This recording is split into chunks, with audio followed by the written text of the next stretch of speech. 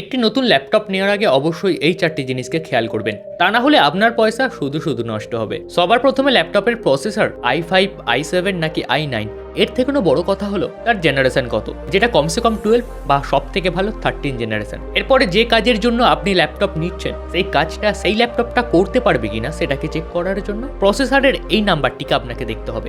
এখানে নাম্বারের পরে আপনি ইউ, পি, এইচ, এবং এইচএক্স দেখতে পাবেন। যদি পি এবং ইউ লেখা থাকে তাহলে সেই ল্যাপটপটি অফিসিয়াল কাজ বা বেসিক কাজের জন্য যথেষ্ট। আর আপনি যদি গেমস খেলতে চান বা এডিটিং করতে চান, এইচএক্স যেটা সব থেকে ভালো হবে। পরবর্তী যেমন প্রসেসরের জেনারেশন ম্যাটার করে, ঠিক তেমনই এসএসডির জেনারেশনও ম্যাটার করে। যেমন জেন 3, জেন 4 এবং জেন 5।